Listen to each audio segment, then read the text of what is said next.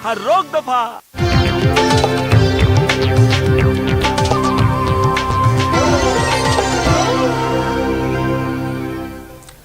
Kota medical college के MBS hospital के neuro surgery विभाग में 9 साल के बच्चे में जन्मजात विकृति का सफल ऑपरेशन किया गया। बच्चे के दिमाग से 125 ग्राम की गांठ निकालकर डॉक्टरों ने नया जीवन दान दिया।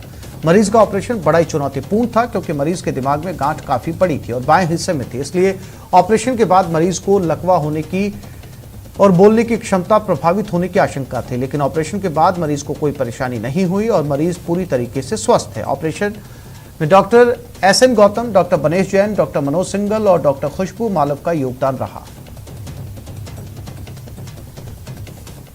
मैं ये शिशु रोग विभाग में सर में दर्द, कमर में दर्द और पेट दर्द की समस्या लेके गया। वहाँ पर उन्होंने इसकी जांच कराई। जांच कराने पर एमआरआई में पता चला कि उसके लेफ्ट टेम्पोरल लोब में एक गांठ है। तो उन्होंने हमारे पास परामर्श हेतु भिजवाया। मरीज जो कि 9 साल का था, बच्चा था, छोटा था, तो मरीज के रिलेटिव से सहमति के उपरांत उसके ऑपरेशन का निर्णय लिया। ऑपरेशन उसका 25 तारीख को ट्रांसफर लेके 27 तारीख को किया अगस्त को। मरीज का ऑपरेशन बड़ा जटिल था क्योंकि वो टेम्पोरल लोब में बड़ा ट्यूमर था, 100-150 ग्राम करीब की गांठ थी उसकी, और वो पोस्ट ऑपरेटिवली मोटर एफेजिया और हेमीप्लेजिया होने के चांसेस रहते हैं। तो सहमति के बाद उसका ऑपरेशन किया। ऑपरेशन के बाद मरीज को बूंदी में परिवार के मुखिया की ब्लैक फंगस से मौत के बाद भी पीड़ित परिवार को प्रशासन की ओर से कोई आर्थिक मदद नहीं मिली। ये परिवार लेसरदा गांव का रहने वाला है। मृतक हंसराज पांचाल की पत्नी और बेटी ने कांग्रेस नेता चरमेश शर्मा के साथ कलेक्टर मदद की गुहार लगाई। आपको बता दें कि हंसराज की 24 मई को जयपुर में मौत हो गई थी। कलेक्ट्रेट में अपना दुख बताते हुए हंसराज की विधवा पत्नी मीना की आंखें भर आई। मीना ने कहा कि सोचा नहीं था कि परिवार को ये दिन देखने पड़ेंगे। पति के इलाज में 7 लाख रुपए से ज्यादा का कर्जा हो गया। अब 17 साल का बेटा और 19 साल की बेटी, आगे की पढ़ाई भी मुश्किल हो गई। परिवार 2 वक्त की रोटी का मोहताज है। कांग्रेस नेता शर्मा ने कलेक्टर से मिलकर पूरी जानकारी दी। शर्मा ने कहा कि दुखद है कि परिवार को दर दर की ठोकरें खानी पड़ रही हैं।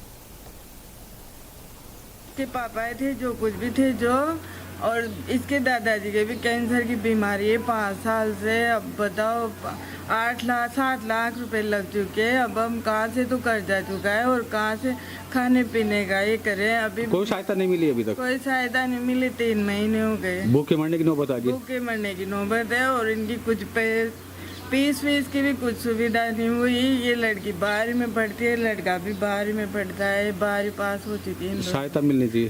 सहायता मिलनी चाहिए हमें। इनके परिवार को आज दिन तक कोई आर्थिक सहायता नहीं मिली है और ब्लैक फंगस से इसकी मृत्यु हुई है। इसमें काफ़ी इलाज में पैसा लगाया, लेकिन उसके बावजूद भी वो बच नहीं पाया।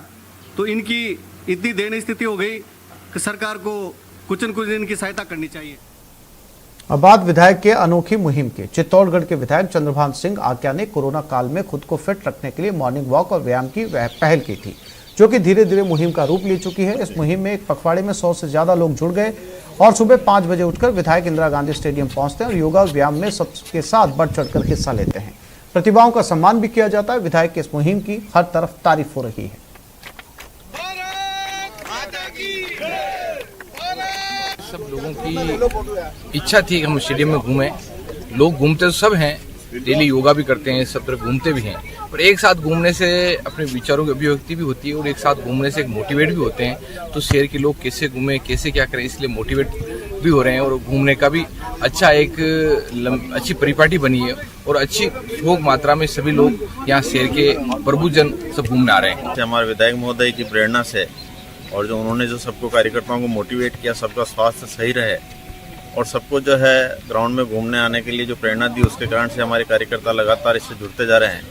मैं एक बार सभी कार्यकर्ताओं का भी आभार व्यक्त करता हूं कि इस मुहिम में उन्होंने पूरा सहयोग देकर के सवेरे अपने स्वास्थ्य की चिंता करते हुए और जल्दी यहां आकर के घूमने का जो कार्यक्रम किया है, उसके लिए निश्चित रूप से कार्यकर्ताओं में एक नया उत्साह और जो एक नई उमंग आएगी।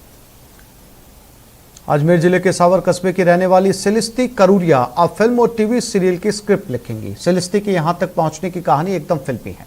वैसे एक समय सेलिस्ती को अपनी लिखी कहानियां और कविताएं करियर में बाधा लगती थी, तभी 8 साल पहले इन्होंने अपनी लिखी कहानियां और कविताओं को जला डाला। इस बीच कॉम्पिटिटिव एग्जाम की तैयारी करने लगी, लेकिन मन नहीं माना और फिर से लिखने की ठानी। इस बीच एक किताब लिखी जिसे देश के 100 डेब्यू नॉवल के लिए चुना गया।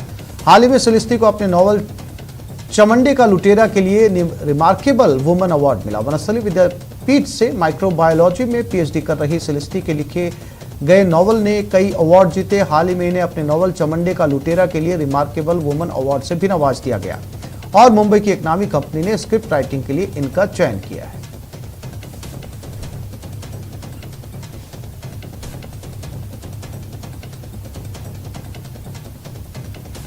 तब मुझे ऐसा लगा था कि जैसे कि मिडिल क्लास फैमिली में बहुत सारा स्ट्रगल होता है, लोग उन चीज़ों को इग्नोर करते हैं।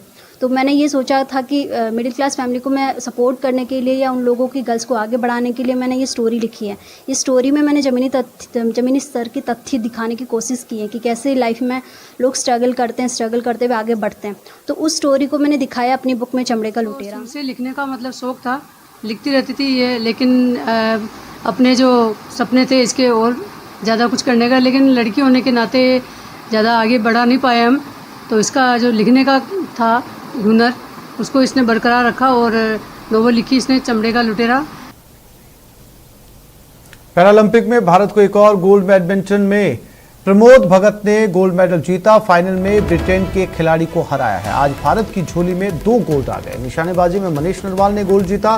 बैडमिंटन में एक और मेडल पक्का है। सेमीफाइनल जीत कृष्णा नागर ने मेडल पक्का किया। गोल्ड के लिए अगला मुकाबला।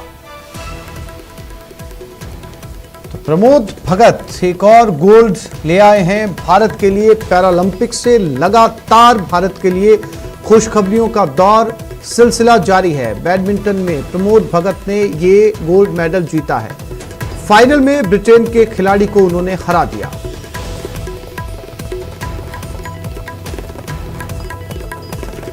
लगातार टोक्यो में पहले ओलंपिक, फिर पैरालंपिक।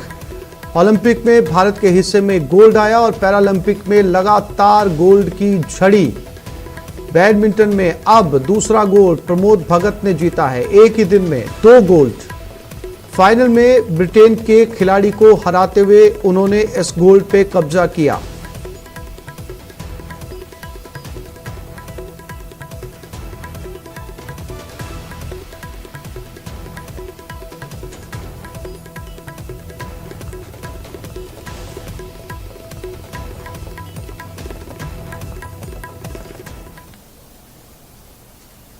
जयपुर डेयरी में संचालक मंडल सदस्य पदों के चुनाव के लिए आज सुबह 9 बजे से वोटिंग जारी है। 12 सदस्यों के चुनाव के लिए वोटिंग शाम 4 बजे तक चलेगी। इस दौरान 1256 दुग्ध उत्पादक समितियों के अध्यक्ष वोट डालेंगे, जिसके बाद दौसा जिले के 2 सदस्य चुने जाएंगे। वहीं जयपुर जिले के 10 सदस्य चुने जाएंगे। 12 सदस्यों के चुनाव के बाद कल डेयरी चेयरमैन पद के लिए चुनाव होंगे।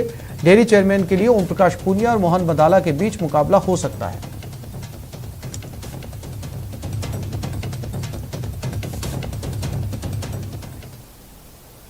तो इस बुलेटिन में फिलहाल इतना ही। नमस्कार।